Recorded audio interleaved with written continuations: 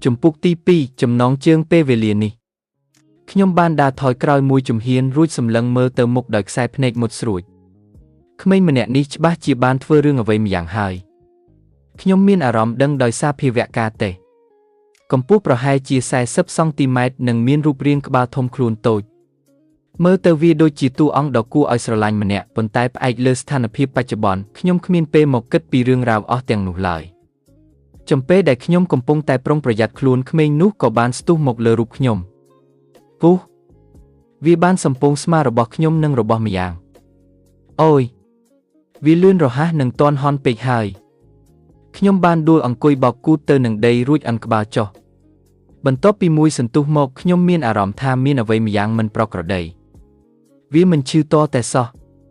Khňom mình miên à rõm tha miên rồi búa nam trong nà lời. Khňom ban prek pnech sầm lăng mơ tơ à vốt đại khmênh nút cầm pông tại can nơi khổng đầy.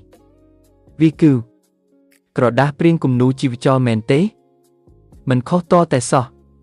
Bần top pi ban chùm này pê pẹ cần đá chỉ vật ru nơi chỉ mùi vía khmien plana đại khňom mơ mình squa nụ lời.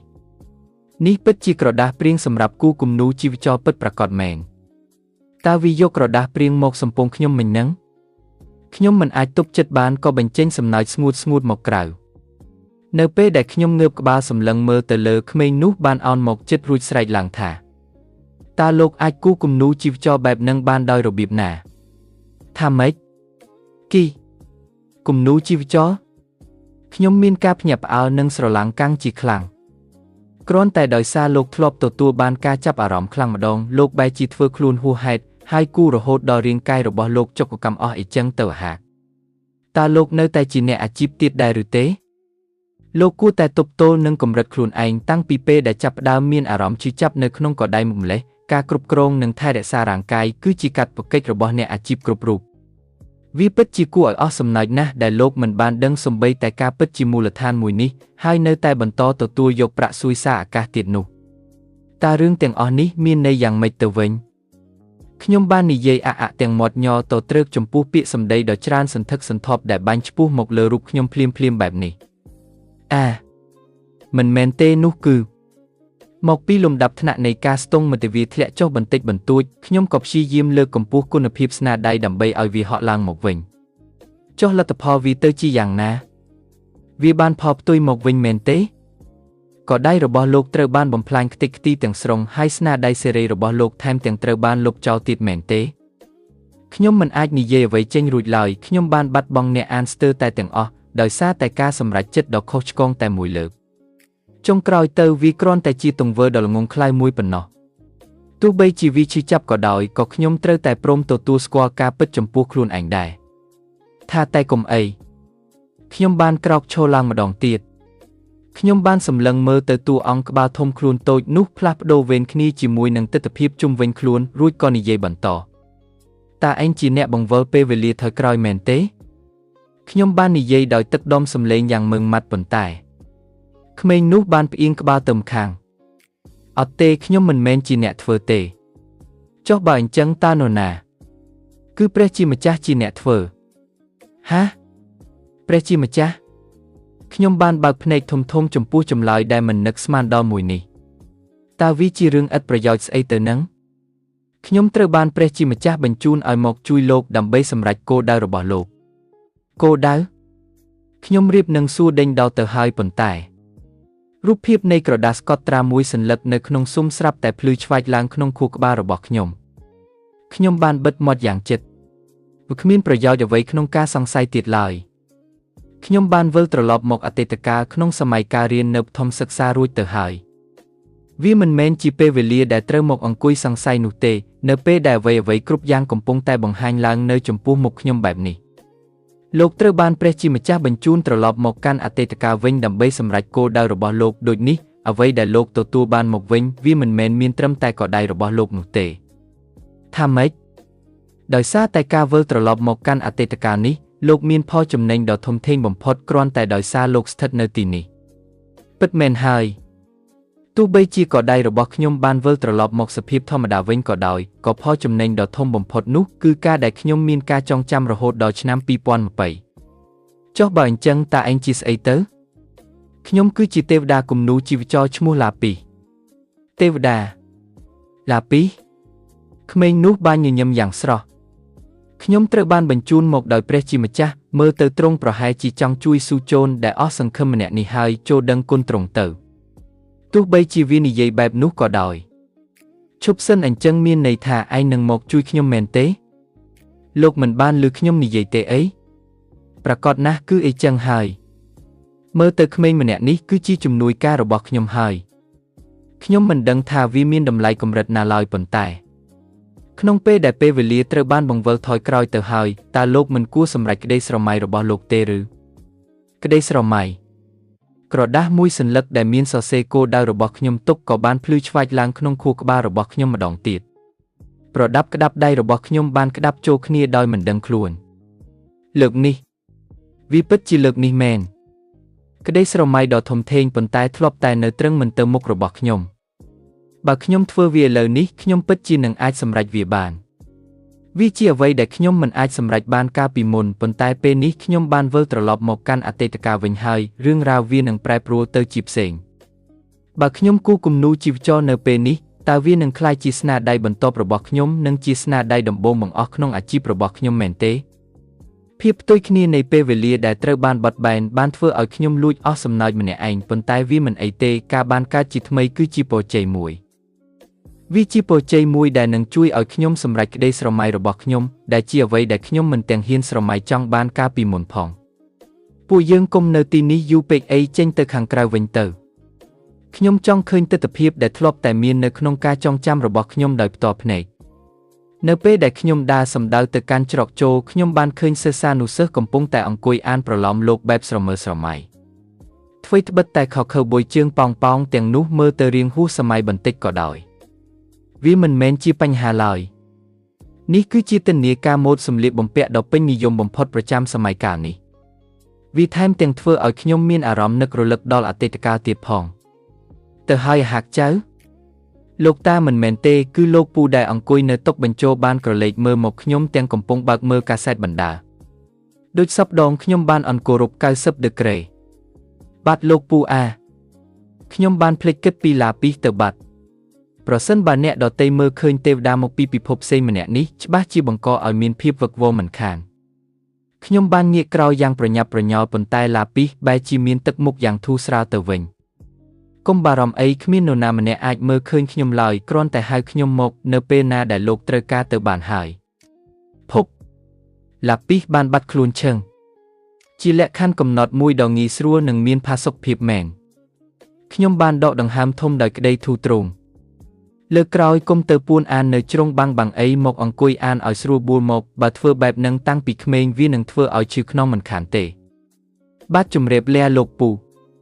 ខ្ញុំបានអង្គគោរពម្ដងទៀតគ្រប់យ៉ាងគឺដូចទៅនឹងអ្វីដែលខ្ញុំបានចងចាំគ្មានខុសត្រូវហើយថ្ងៃនេះជាថ្ងៃដំបូងដែលខ្ញុំបានអានគំនូរជីវចរនៅហាងគំនូរជីវចរដ៏ល្អបំផុតប្រចាំតំបន់បែកសុកខ្ញុំបានវិលត្រឡប់ទៅរកពេលវេលាដែលខ្ញុំបានស្គាល់និងប៉ះពាល់គំនូរជីវចរជាលើកដំបូងបំផុតតាមដងផ្លូវនានាពោពេញទៅដោយភាពនឹករលឹកនៃអតីតកាលតូបលក់នំចំណីដែលបានបាត់រូបរាងអស់ទៅហើយនៅក្នុងសម័យទំនើបនិងសំឡេងក្មេងៗរត់លេងកម្សាន្តខ្ញុំពិតជាបានវិលត្រឡប់ទៅរកអតីតកាលមែនតើលោកនៅពេលដែលខ្ញុំដើរចេញពីហាងគំនូរជីវចរបេះដូងរបស់ខ្ញុំបានកម្រើកញាប់ញ័រដោយក្តីរំភើបញាប់ញ័រ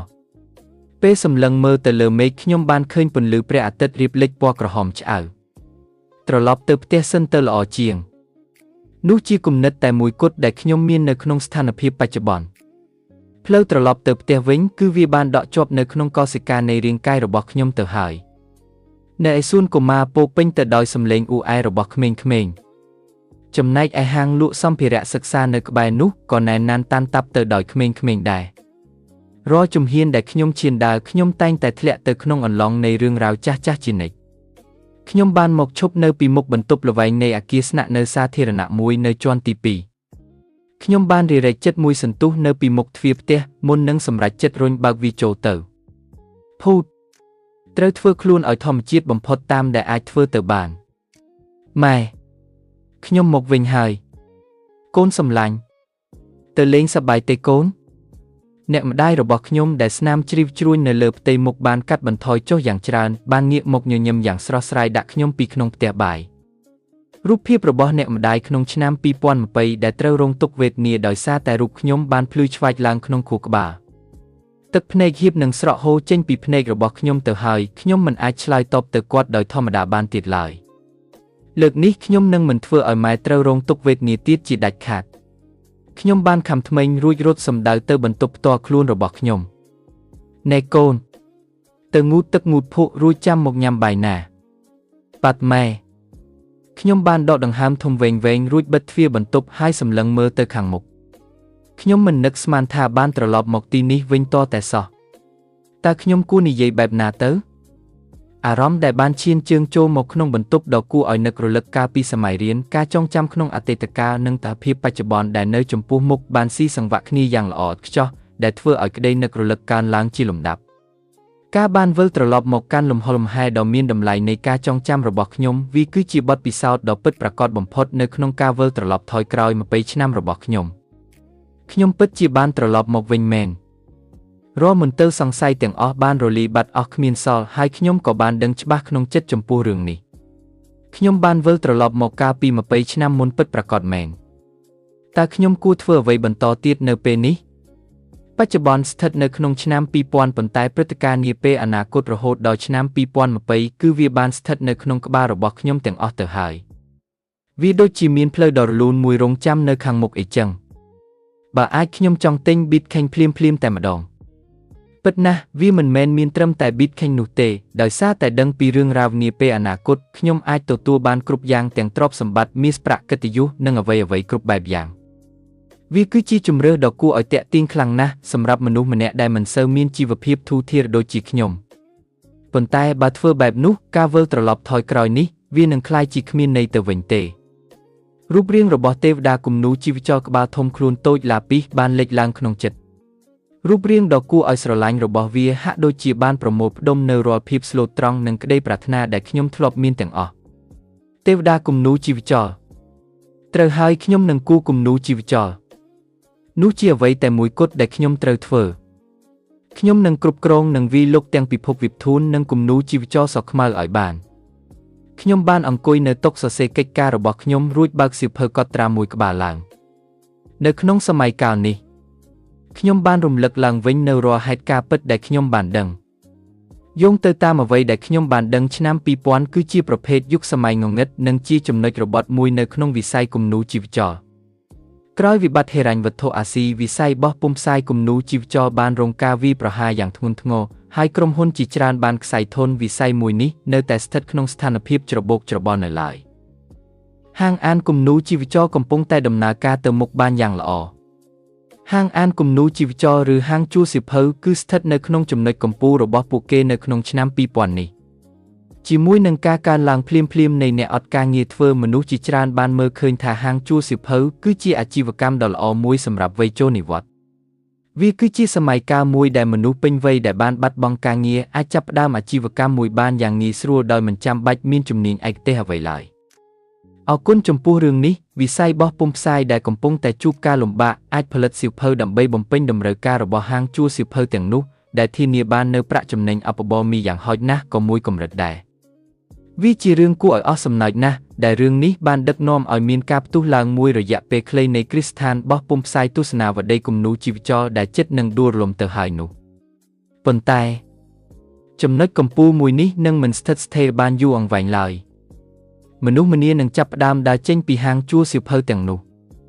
នៅពេលដែលពិភពលោកផ្លាស់ប្ដូរពីប្រព័ន្ធអាណាឡូកទៅជា Digital អាជីវកម្មជួលវីដេអូដែលជាស្នូលចម្បងនៃហាងជួលទាំងនោះនឹងចាប់ផ្ដើមធ្លាក់ចុះដុនដាប